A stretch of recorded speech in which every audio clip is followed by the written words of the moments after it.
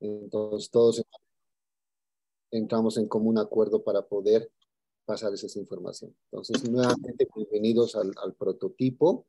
Aquí veo que tenemos varios estudiantes, José Daniel, Carla, Lidia Michel León, eh, aquí a nuestro compañero Mascán Núñez, Cristian Salvador y muchos otros. He visto más de 40 personas. Entonces, muy contento de la invitación, a cargo de la doctora Brita también, para poder compartir pues en esta sesión lo que nosotros nos gusta hacer, nos apasiona hacer. Somos investigadores, publicamos ciencia, pues queremos pasarles un poquito y contagiarles un poquito de esa sensación que nosotros todos los días vamos trabajando, ¿no? Siéntanse también en la libertad, van a poder participar y queremos que esto sea interactivo, ¿no? Entonces, con el permiso de la doctora Carla, voy a continuar con la presentación. Solamente quisiera que me confirmen si se me escucha bien, correctamente, para no modificar el audio. Se le escucha bien, doctor. Perfecto, perfecto. Muchas gracias. Entonces voy a presentarles lo que sería el material para el día de hoy. Hemos preparado lo que es la transformación de la información en conocimiento. Vamos a tener dos partes durante esta presentación y obviamente como se acostumbra en el ámbito académico, tenemos unos objetivos que cumplir. ¿Cuáles son los objetivos de esta primera parte? Que ustedes puedan llegar a definir qué es la investigación. Obviamente vamos a presentar un concepto actual.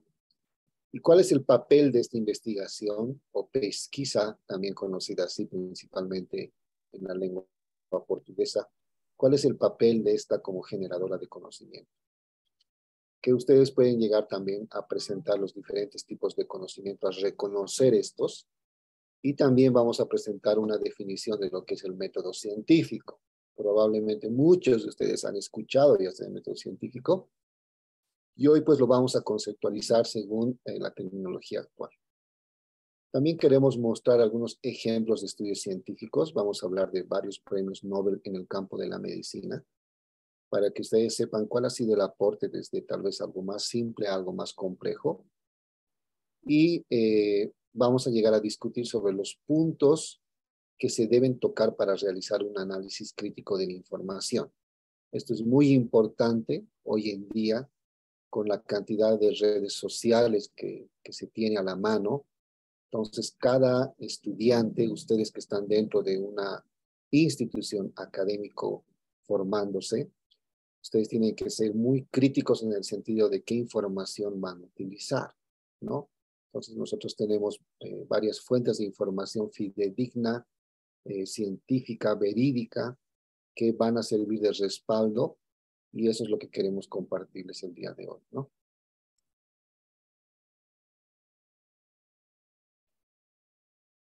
A ver, se me está pausando un poco la presentación.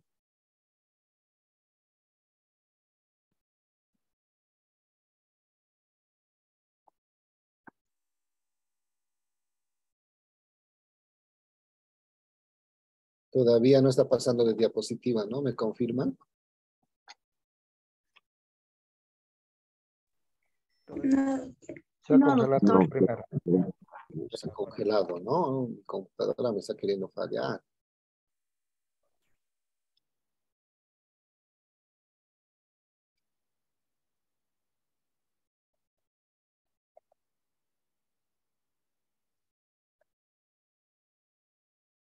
Un segundito, a ver. Voy a volver a compartir desde la diapositiva que ¿Puede intentar de nuevo a compartir, por favor? sí, ahora lo voy a...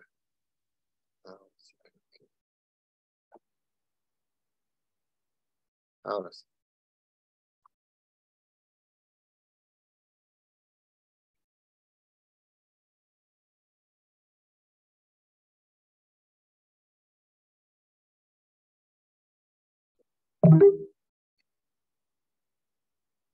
¿Todo bien por ahí, doctora Carla? ¿Está habilitado para compartir?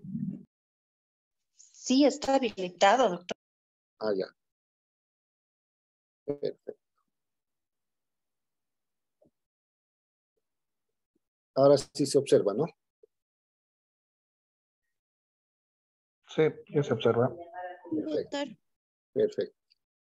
Entonces, aquí tenemos unas imágenes desde lo que se considera la etapa prehistórica, todos los tipos de conocimiento que hemos ido adquiriendo a través de la historia, ¿no? Desde la etapa prehistórica, y al lado derecho tenemos lo que es actualmente lo que se vive, ¿no? Un poquito más antigua, y en la parte inferior derecha, un poco más moderno, ¿no? Ahora les pregunto a ustedes, de las imágenes que ven al lado izquierdo, para pasar a las imágenes que ven al lado derecho, ¿qué fenómeno creen que ha ocurrido para poder pasar esas etapas, ¿no? De desarrollo?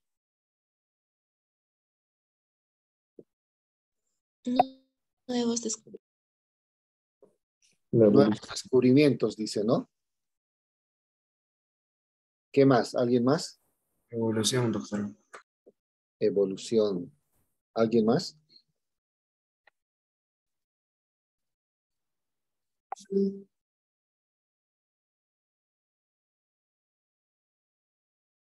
¿Nadie?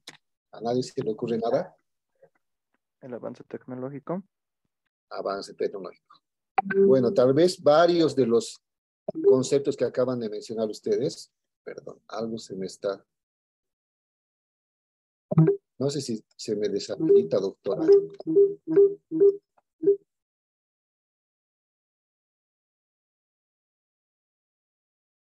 Algo que ha ocurrido y que ha contribuido para pasar estas dos etapas importantes, ¿no? Se puede resumirlo, ¿no? ¿Qué es la investigación? A través de la investigación hemos logrado mejorar, cambiar, superar, desarrollar. La investigación es sinónimo de desarrollo.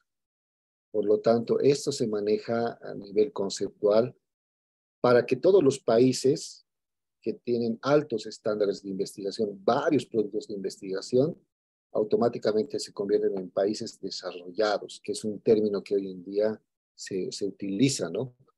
Y también es bien conocido de que varios de los países también que están en búsqueda de este desarrollo son países en vías de desarrollo, ¿no? O países, tal vez no es lo mejor llamarlos subdesarrollados, pero tal vez en vías de desarrollo mejor, ¿no?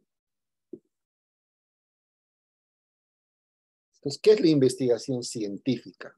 ¿No? Principalmente nos vamos a abocar a esta terminología.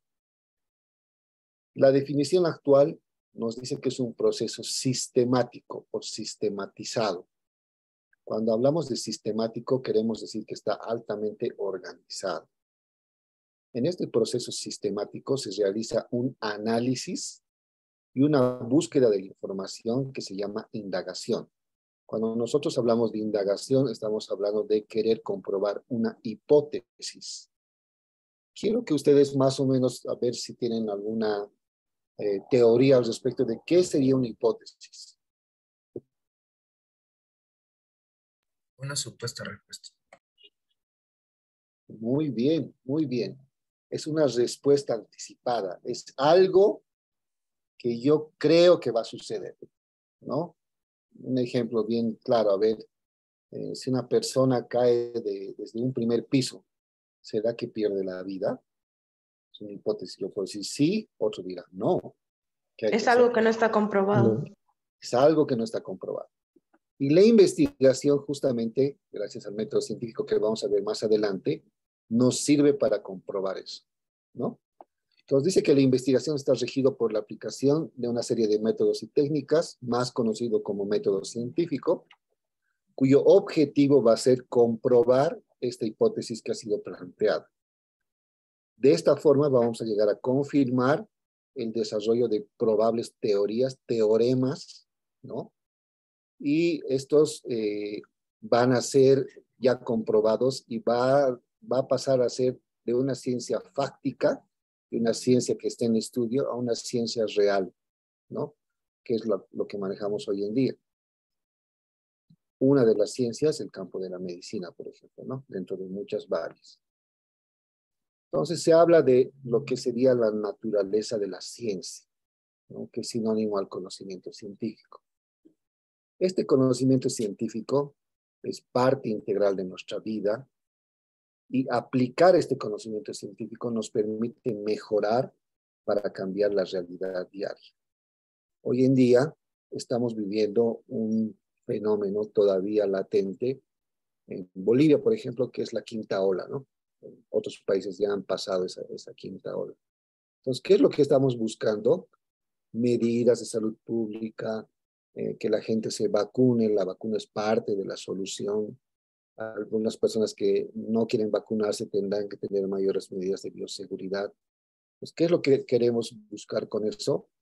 Mejorar la realidad o la calidad de vida de toda la población, ¿no? Entonces, cuando uno hace investigación, una pregunta bien importante, cuando uno presenta una idea, cuando uno presenta un proyecto, ¿ya? Uno de los puntos de análisis más importantes es en qué va a beneficiar a la sociedad. Tienes una idea fabulosa, pero en qué va a beneficiar a la sociedad. Qué sé yo, se me viene a la mente cuando los astronautas querían conocer la Luna, pero una pregunta para poder solventar ese viaje tan costoso y todo el equipamiento de construcción ha debido ser, pero ¿en qué va a beneficiar a la sociedad? Pues todo proyecto de investigación y todo conocimiento nuevo tiene que tener ese punto de análisis, ¿no? ¿En qué va a beneficiar a la sociedad? Yo tuve la ventaja de presentar justamente postulando a una beca del gobierno de Chile y pues ya en esa beca te pedían presentar un proyecto de lo que podía ser tu tesis, ¿no? Vean que coincidentemente yo había visto que había sido descubierta en España en el año 2014 por el profesor Alex Mira, que es un investigador que yo sigo, una bacteria que tenía propiedades probióticas que ayudaban a la salud. Cuando yo empecé a leer la información, dije, qué interesante, o sea, porque me encanta ese campo de la microbiología, ¿no? Entonces yo dije, en Bolivia se reparte, a diferencia de otros países, un desayuno escolar que llega a mucha cantidad de niños. Y claro, como ya se había escuchado en ese tiempo de que habían bacterias probióticas que ayudan a la salud, principalmente gastrointestinal, yo decía, esta bacteria que ha sido descubierta recién tiene otras propiedades que no han sido estudiadas, pero es un potencial probiótico. ¿Y qué pasa si se incorpora en el desayuno escolar de Bolivia? Podría mejorar muchos aspectos de salud de nuestra población.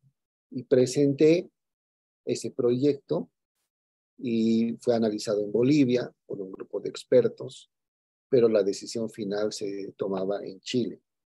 Y pienso que este aspecto que yo he enfocado, que ha sido gracias a que estaba revisando esa información justo en ese momento, ha ayudado mucho a tomar la decisión de que, ya, estas 3 personas y una de salud, que ha sido el caso mío, es beneficiada con la beca entre más de 250 postulaciones.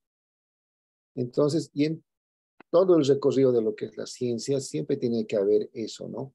¿Cuánto va a ayudar a la sociedad? ¿Cuánto va a beneficiar a la población? Esto es lo que se llama naturaleza de la ciencia y es una característica importante de la educación científica. Es muy importante aprender sobre los distintos métodos que van a llegar a producir el conocimiento científico. A esto se denomina alfabetización científica. Varios de los colegas, por ejemplo, del equipo de investigación, tienen un grado de doctorado, al igual que yo lo obtuve recientemente este año, pero no podemos decir que lo sabemos todo. Esa es la realidad. Existe una curva que se llama curva de aprendizaje, donde uno va todavía puliendo, ¿no? Si yo me dedico a hacer estudios clínicos, por ahí en un estudio clínico he descuidado un aspecto que me he dado cuenta cuando he evaluado los resultados. Entonces, en el siguiente estudio clínico, que puede ser cercano, Yo diré, ya, de acuerdo que aquí ha habido una falla, corrijo, sigo creciendo y seguimos aprendiendo, ¿no?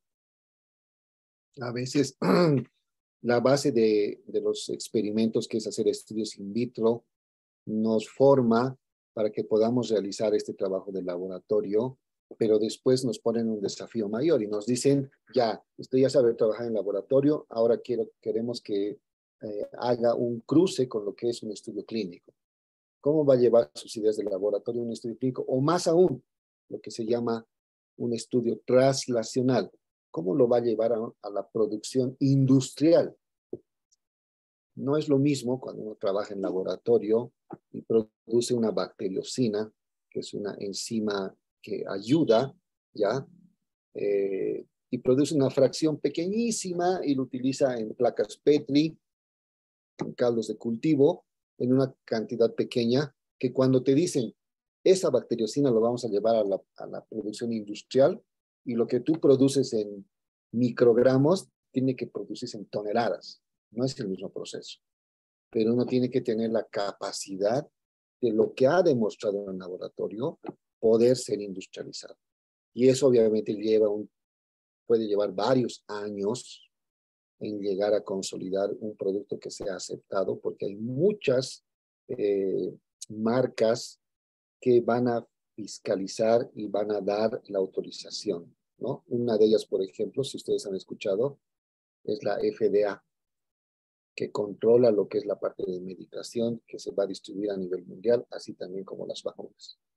Entonces, tiene que seguir un proceso que cada vez se intenta de que sea un poco más simple. Y en el caso del COVID, que es lo que recientemente hemos pasado, se ha saltado tal vez algunos pasos o se ha acelerado, porque en realidad en la historia de la producción de las vacunas, para que sea aprobada y sea utilizada a nivel mundial, normalmente han sido promedios de más de 5 años, ¿no? 7 años, 10 años en algunos casos.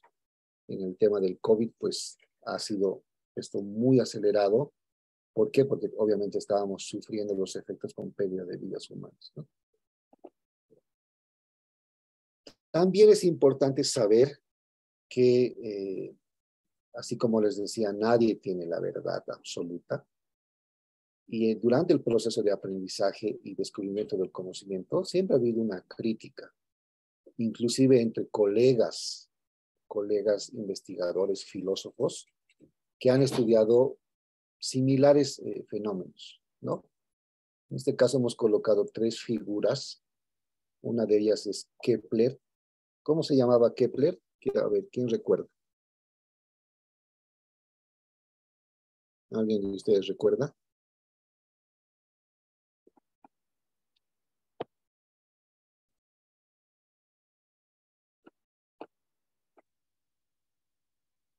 ¿Nadie? John, algo así. Johannes. Johannes Kepler, exacto. Este físico astrónomo que vivió esta cantidad de años fue uno de los primeros que estudió las leyes sobre el movimiento de los planetas. Probablemente, como ha sido uno de los primeros, no vamos a decir que ha sido el primero, porque probablemente había otro que no se ha dado a conocer, ha tenido equivocaciones dentro de sus teorías. No ha estado lanzando una teoría y probablemente no era la correcta. Él mismo se ha dado cuenta que no era la correcta. Y por ahí otros han dicho, yo confirmo la teoría de Kepler. Después, Galileo Galilei, que fue considerado padre de diversas ciencias. Esto es bien interesante, ¿no? Dentro de estos personajes, a diferencia de lo que hoy vivimos en la actualidad, si ustedes leen su bibliografía de ellos, te dice, esta persona era físico, matemático, filósofo, hay otros que eran abogados, o sea, impresionante porque tenía varias líneas de conocimiento, ¿no? Es como decir, tenía varias carreras estudiadas. Hoy en día generalmente uno estudia una carrera o máximo 2 y pues ya no hay más. Pero ellos tenían un amplio conocimiento porque eran épocas distintas, ¿no? Donde en realidad se necesitaba mucho el desarrollo del conocimiento. Entonces, este Galileo Galilei complementó el trabajo de Kepler y también estudió la parte de astronomía, ¿no? Para confirmar estas teorías. Luego vino Isaac Newton, que también hizo algunos estudios confirmando o criticando también algunas de las teorías que ya habían sido postuladas. Y obviamente ustedes saben que es un físico eh, que ha lanzado las 3 leyes de Newton, que hoy en día todavía se siguen utilizando, ¿no? O sea, ese es el grado de importancia que ellos, con las herramientas que muchas veces ellos mismos las creaban, han podido comprobar sus teorías, ¿no? Lo mismo que ha pasado con el microscopio, a través de una lupa simple, un vidrio pulido, que analizaban qué bacterias podían estar en el lodo, ¿se dan cuenta? La ciencia antes era un poco más complicada, ¿no? Porque si tú querías comprobar tu teoría, tenías que tú inventarte la herramienta además, o sea, eran, podemos decir, verdaderos científicos, ¿no?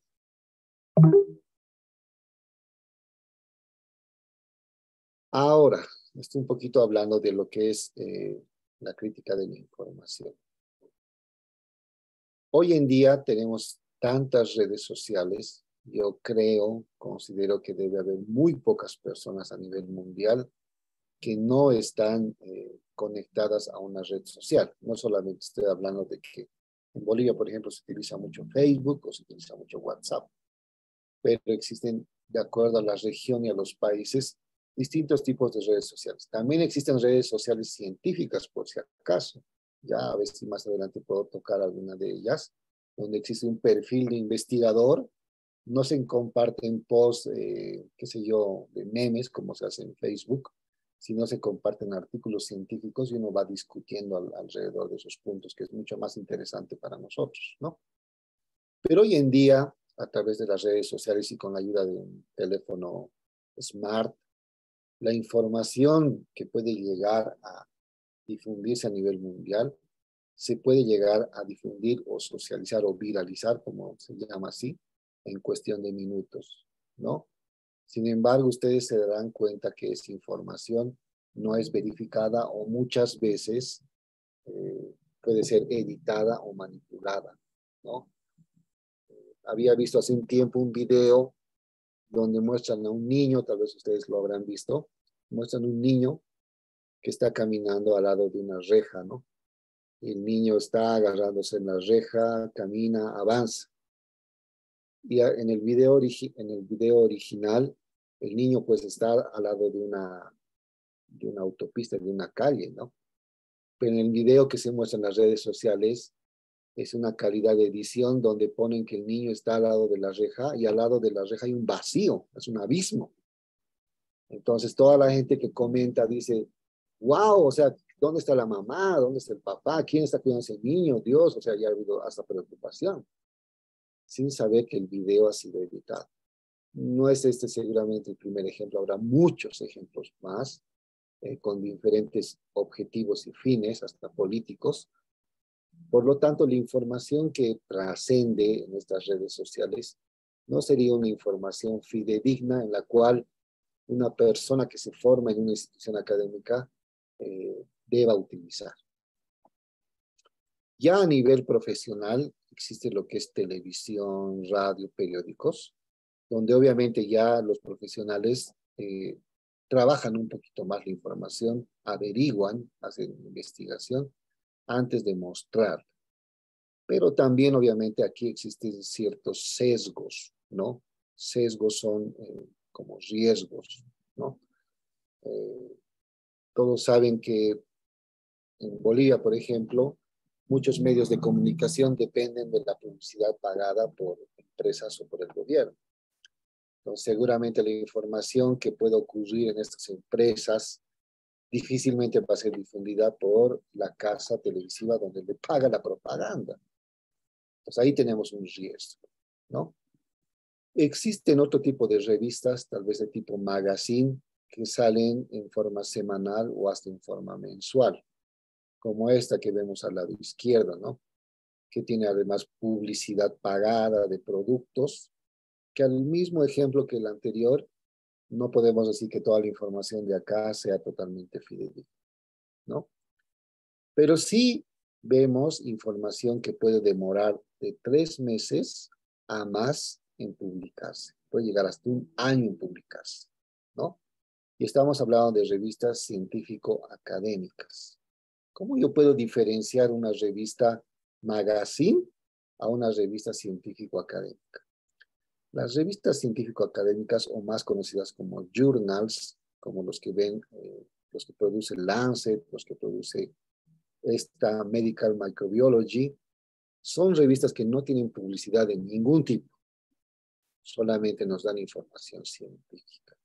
Obviamente ellas son subvencionadas por editoriales mucho más grandes, como vamos a mostrarles un poquito más adelante. Entonces ellas tienen un comité editorial, ¿ya? Mi persona también tiene la aventura de pertenecer a 2 comités editoriales. Yo reviso artículos del boletín de la OMS. Obviamente, por criterios de ética, no puedo revisar artículos que se producen en Bolivia. He podido revisar artículos que se producen en Chile y que están bajo la línea de investigación que yo tengo. Es decir, yo marco dentro de la plataforma y digo, yo he estudiado sobre probióticos y he publicado y he hecho una investigación sobre probióticos. Entonces, yo tengo expertise, tal vez moderada, para revisar información en ese sentido. Y así lo he hecho. Entonces, la OMS te habilita una plataforma y te manda un correo donde te dice, estimado revisor, existe este título de un artículo que está siendo postulado para nuestra revista. Este es el resumen y por favor en 48 a 72 horas usted conteste si está de acuerdo en revisarlo. Si usted está de acuerdo en revisarlo, nos habilitan la plataforma durante por alrededor de 2 semanas, ya nosotros tenemos que hacer la revisión respectiva del artículo completo y damos una opinión. ¿Yo soy la única persona que revisa? No. Existen por lo menos 3 revisores en la mayoría y existe un comité editor donde ese jefe editor recolecta la opinión de los 3 revisores, en otros habrá 5 revisores. En algunas revistas se publica quién ha revisado, ¿ya? Y saca un consenso de decir, el artículo tiene que ser nuevamente verificado en estos segmentos por los autores, el artículo va a ser publicado o lo que no quisiera nadie, ¿no? Ningún investigador, el artículo es rechazado. ¿Por qué? Porque hemos visto deficiencias o porque no cumple con los objetivos de la revista, ¿no? Un ejemplo, si yo estoy enviando un artículo de ingeniería a la revista de microbiología, no me lo van a aceptar, porque la revista de microbiología publica artículos de investigación de esa área, ¿no? Ese proceso, si bien nosotros podemos tener poco tiempo para revisar, existen pues revistas que por día les deben llegar más de 100 artículos. ¿Se dan cuenta? Y está en un grupo, qué sé yo, de 10, 15, 20 personas para poder revisar. Entonces, existen revistas donde el comité editorial está todos los días revisando 5, 10, 15, 20 artículos.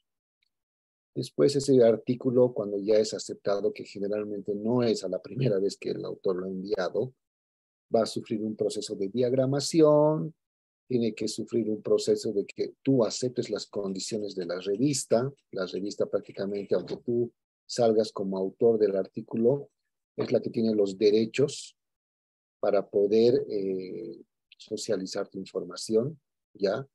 Y esto nosotros lo sabemos por qué. Cuando tomamos una imagen de un artículo científico que ya ha sido publicado, muchas veces tenemos que pedir la autorización al autor. Cuando escribimos al autor del artículo, porque aparece ahí su correo electrónico, el autor nos responde y nos dice, estimado doctor, estimado profesor, estimado colega, yo no puedo dar la autorización porque las reglas de la revista dicen que ellos ya son propiedades, tienen la propiedad intelectual de la imagen. Tiene que escribir a la revista. Tú tienes que escribir a la revista y la revista es la que decide si darte la autorización o no. Entonces, todo ese proceso que yo ya lo he vivido con varias revistas, puede demorar meses. Entonces, ¿qué pasa?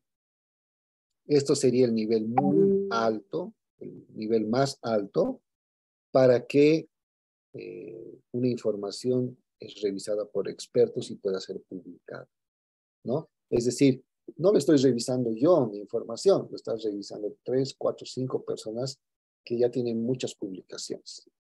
Un investigador senior, por ejemplo, es un investigador que tiene más de 100 publicaciones, ¿ya?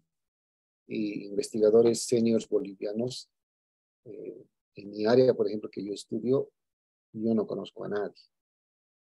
¿Por qué? Porque la investigación es también una inversión económica altamente costosa. Si bien se pueden hacer investigaciones sencillas, pero una investigación de nivel realmente pues está en países que invierten mucho, mucho, mucho dinero en este tipo de actividades, ¿no?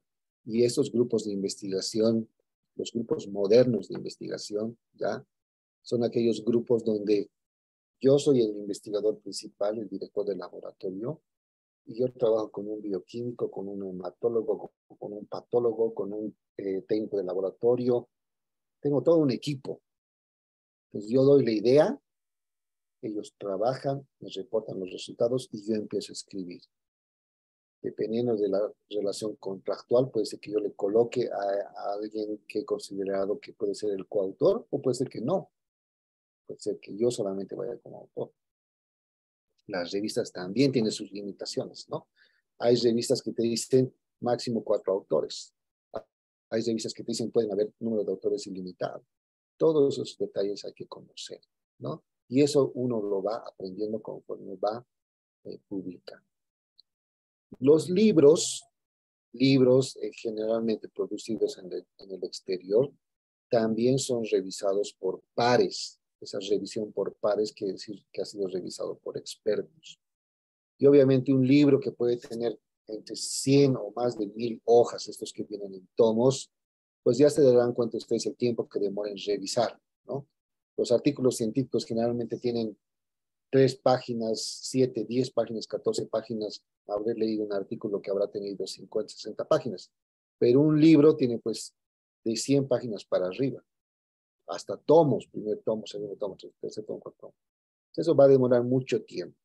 Existen también editoriales que revisan todo, ¿no? Porque un libro no puede tener un error ortográfico, por ejemplo. Sería muy criticable que tenga un error ortográfico.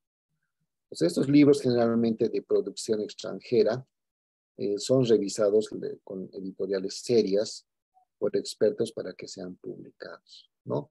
Pero también en ese tiempo que se demora, que yo calculo que si hablamos de un libro en español, ¿ya? Puede ser que haya demorado entre 3, 4, hasta 7 años desde que se ha presentado el libro hasta que ha terminado de publicarse. Entonces, ¿qué ocurre? Tú tienes 7 años de retraso en la información que estás revisando en un libro. No es una fuente de referencia de primera mano. Versus, yo un artículo científico lo puedo buscar que tenga la fecha de ayer de publicación, porque sale con fecha. Entonces es una información mucho más actualizada. ¿Qué les parece este cuadro, esta explicación de cómo debemos manejar la información y qué información debemos tomar en cuenta desde la universidad? Los escucho. ¿Qué les parece ese proceso?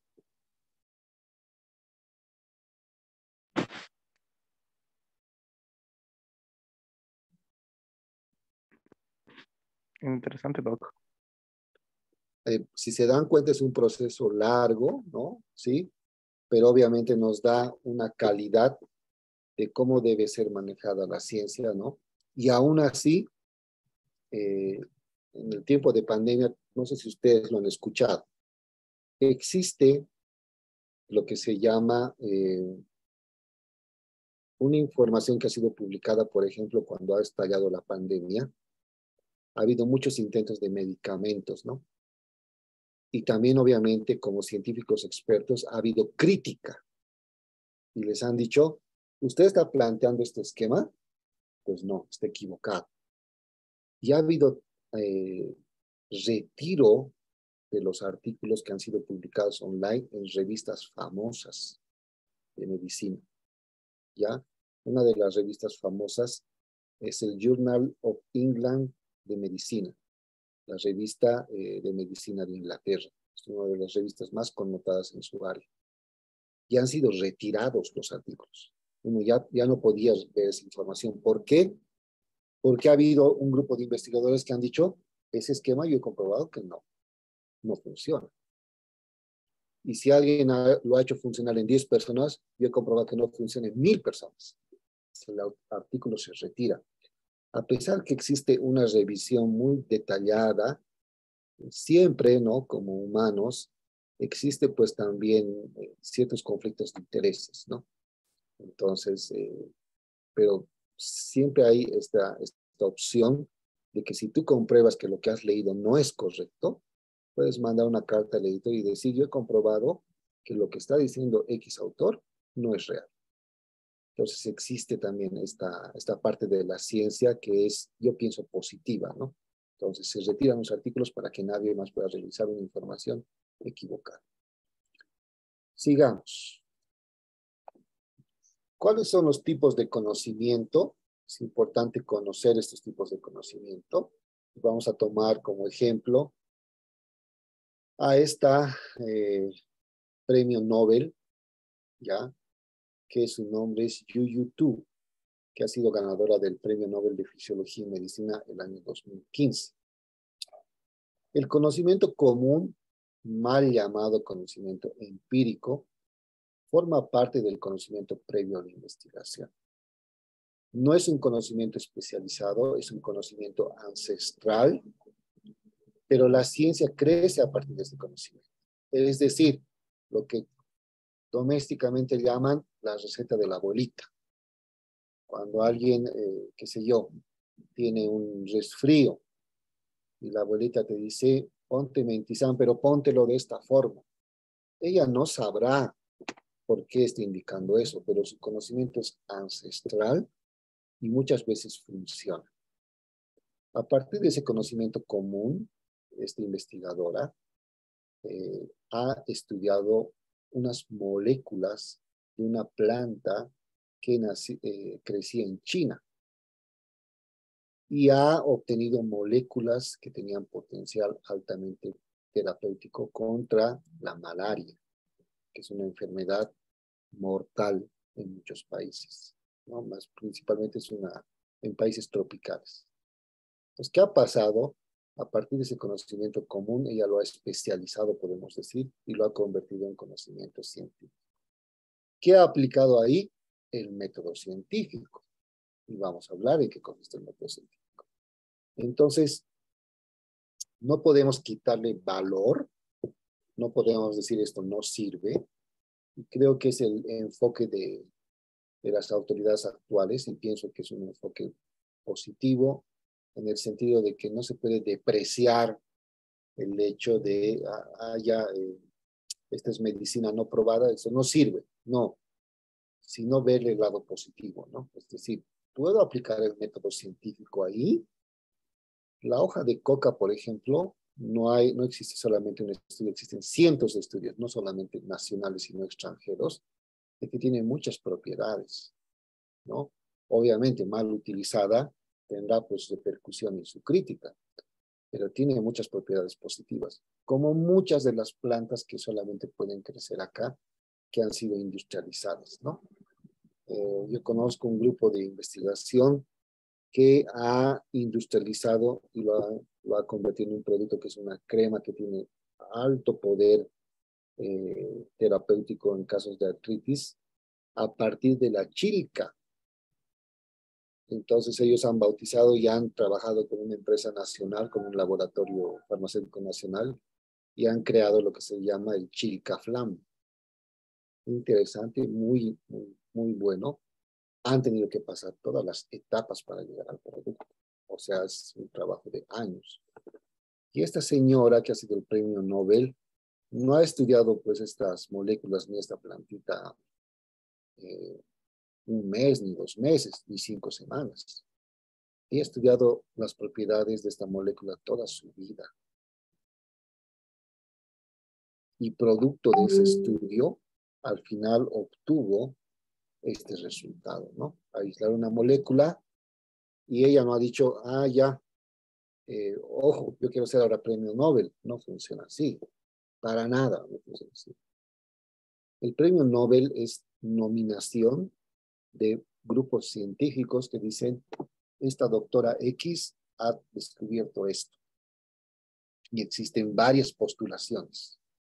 ¿Quiénes son los que eligen a los premios Nobel? Los ex premios Nobel ganadores.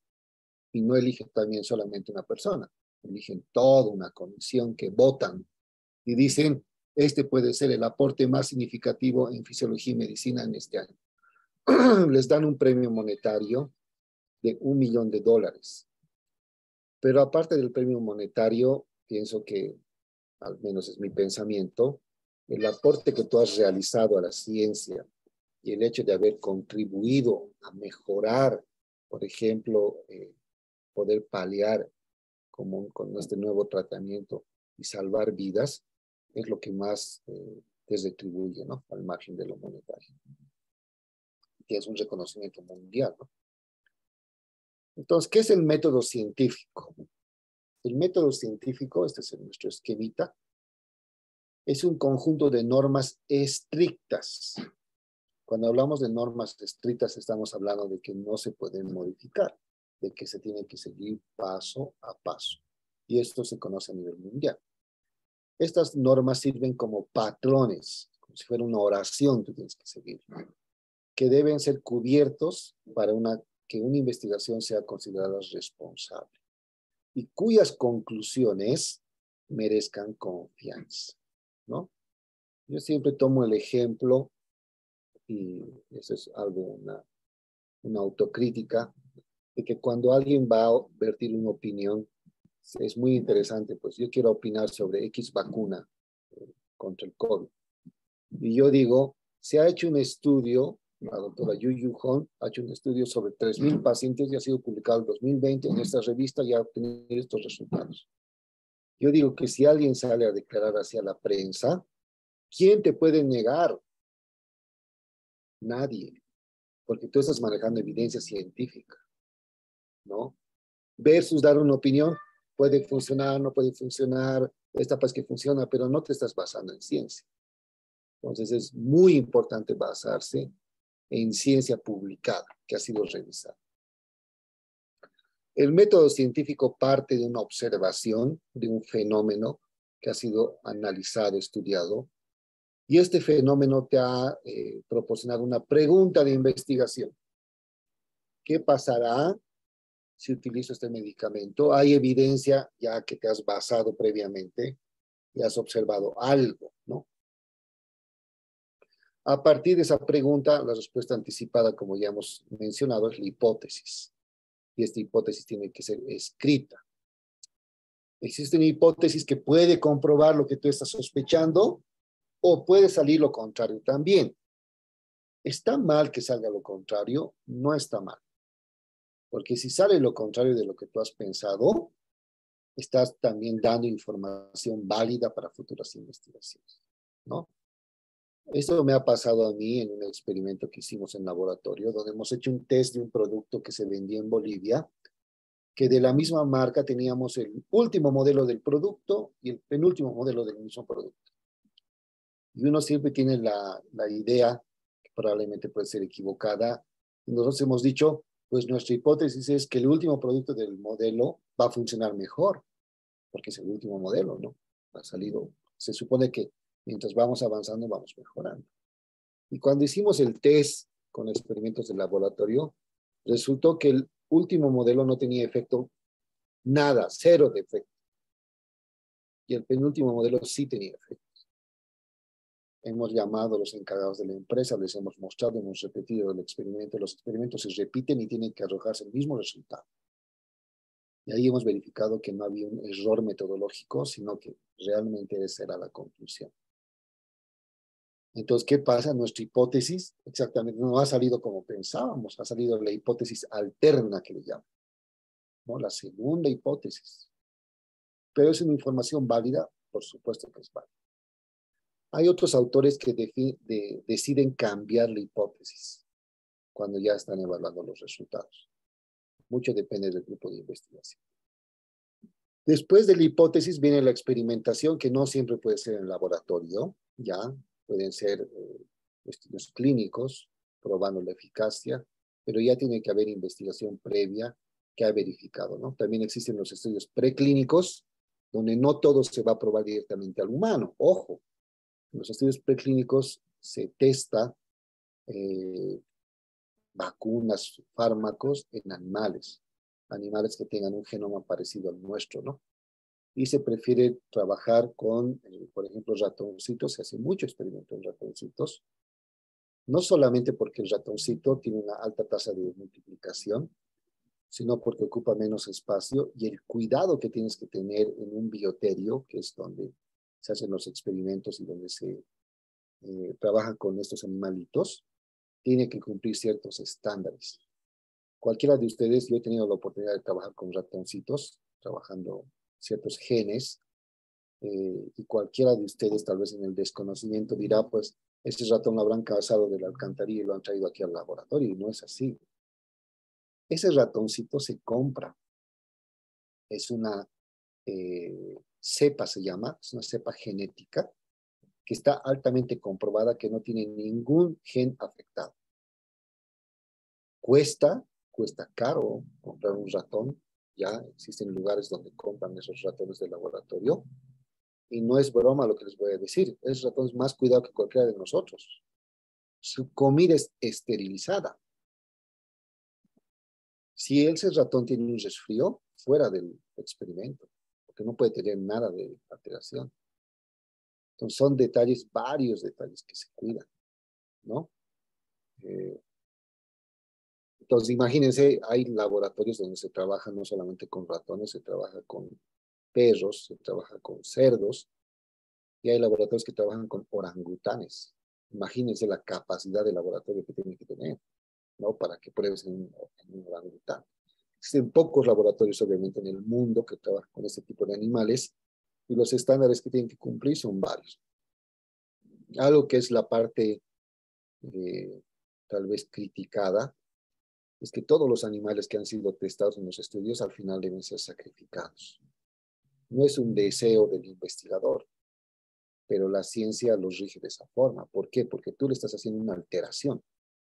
Si esa alteración por ahí, imagínate, o sea, tu pensamiento es dejarlo vivo al ratoncito y soltarlo. El ratoncito se va a reproducir, y por ahí esa alteración que tú le has provocado no es la que tú estabas queriendo, lo sueltas al ratoncito y se va a reproducir, y los nuevos ratoncitos no van a tener 2 brazos, van a tener 3. En vez de tener 20 dentro, van a tener 60. Tú estás alterando su identidad fenotípica de esa especie, y es lo que no se quiere tampoco, ¿no? Entonces deben ser sacrificados, y obviamente existe un comité de ética que si tú le dices, a ver, para este experimento quiero, no es una adivinanza el hecho de decir, a mí se me ocurre que para este experimento quiero sacrificar 1000 ratones. No es así, no es al azar. Existe un comité que evalúa. Si tú estás presentando un proyecto y tú dices, voy a utilizar 50 ratones, puede ser que ese comité te diga, para su experimento usted tiene la autorización para trabajar con 10, no con 50. Porque para lo que usted está buscando, no justifica que usted sacrifique 50 ratones. Entonces tú tienes que presentar el proyecto, y ese comité es el que te autoriza antes de hacer el experimento. Lo mismo pasa con los estudios clínicos, ¿no? Quiero probar este medicamento en 1000 personas. No, no es necesario. Pruébelas en 100. El comité te va a decir eso. ¿Correcto? Entonces, esa es la parte del método científico. Después de hacer los experimentos, se viene el análisis de los datos, de la información, y por último, después del análisis, viene la conclusión, ¿no? Esto es, la hipótesis es la única que se puede flexibilizar, tal como dice acá, que la puedes modificar. Depende del tipo de estudio. Algunos tipos de estudio más, digamos, del área social no pueden tener hipótesis. Eso es su característica.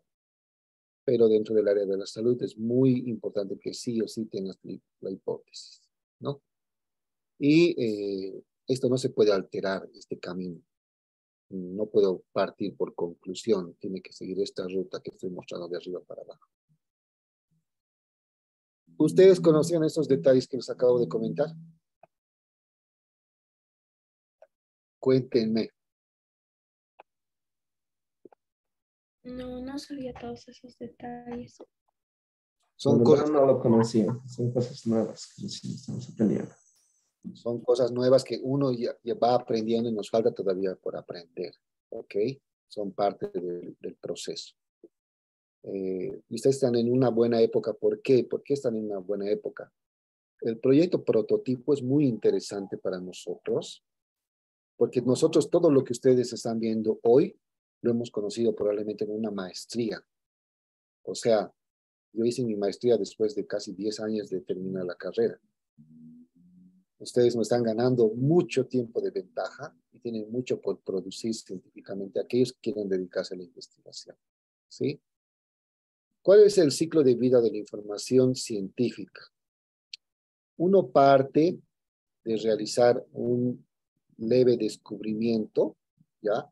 Después que ha hecho una investigación, y a partir de eso puede adjudicarse una autoría si es que su investigación es aprobada después de haber sido revisada, salvo como autor, ¿no? Y después de esto sale la publicación. Esta publicación no sirve para que yo, entre mis amigos científicos, hablemos, yo he descubierto esto, no. Esta publicación sirve para que la gente, la sociedad que no es nuestro campo, se entere de lo que tú has descubierto, ¿no? Y estas son algunas bases de datos y editoras importantes que ustedes deben saber. El Sevier, por ejemplo, es una editora muy importante de revistas, no solamente del área de medicina, de muchas áreas, de muchas ciencias. Estoy hablando de agricultura, estoy hablando de economía. El Sevier es una mega editora que agrupa a muchas revistas. Otra, no es exactamente una editora, sino Web of Science de Scopus, es una organización que se encarga mucho de la métrica. ¿A qué se refiere la métrica? Yo produzco un artículo aquí, en Bolivia, pero por ejemplo, yo he estudiado en Brasil. Recientemente terminé el doctorado en Brasil. En Brasil he hecho 10 artículos. Por más que yo sea boliviano, esos 10 artículos que yo he producido en Brasil van en nombre de Brasil, no van en nombre de Bolivia. Entonces, cuando yo he llegado acá, me he incorporado a la Unifrance, ya he producido un artículo científico con el nombre de la Unifrance, recién va a ir en nombre de Bolivia. Scopus se encarga de esto, hacer una estadística de cuántos artículos produce por cada disciplina, cada investigador, y en global. En Bolivia, en medicina, se producen 1000 artículos. ¿Quiénes han producido los 1000? Tal persona. Esos artículos están siendo citados, eso también es parte de la métrica.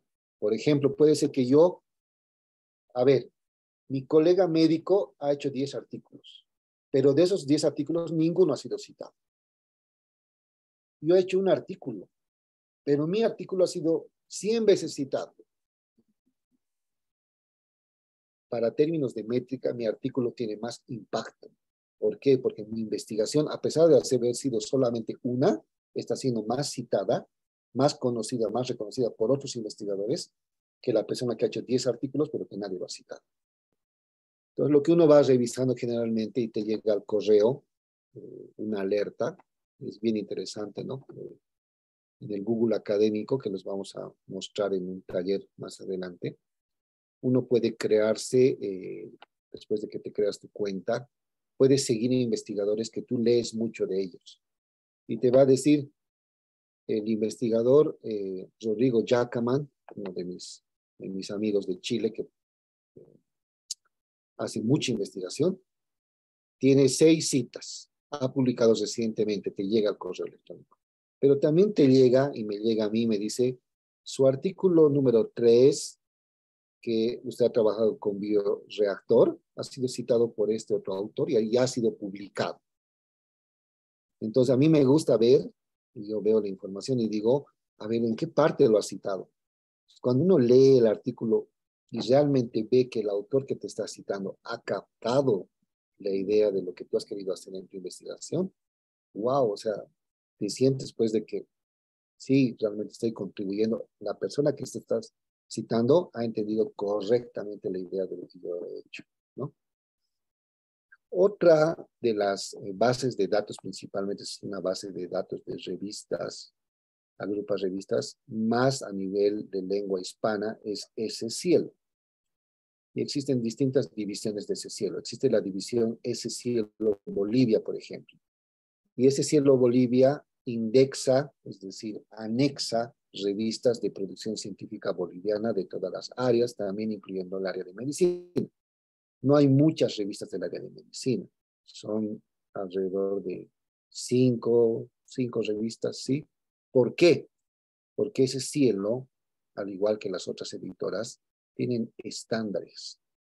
¿Qué quiere decir? Yo, por ejemplo, voy a crear mi revista hoy. La quiero anexar a ese cielo mañana. No me van a recibir. Ese cielo tiene estándares de calidad para recibir a las revistas, como por ejemplo, ¿cuáles? La revista tiene que tener 5 años que ha estado saliendo constantemente. Recién puede ser indexada a ese cielo. Cuando tu revista nace, ya, tú tienes tu revista, y cuando tú dices, esta revista va a ser de edición trimestral, ¿qué quiere decir? Va a salir el primer número en enero, el segundo número en abril, el tercer número en julio, y el último número en octubre.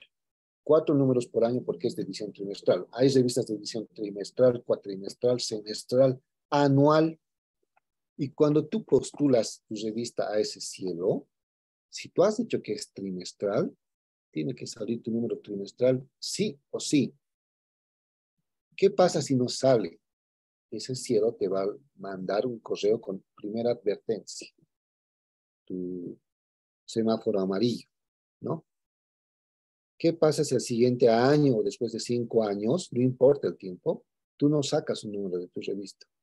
Segunda advertencia. ¿Y qué pasa si después de eso pueden haber pasado, aunque sea 30 años o un mes? No sacas el número de la revista. Ese cielo saca tu revista del aire. No le interesa tener tu revista indexada en ese cielo. ¿Por qué? Porque tú has incumplido. Entonces, la responsabilidad que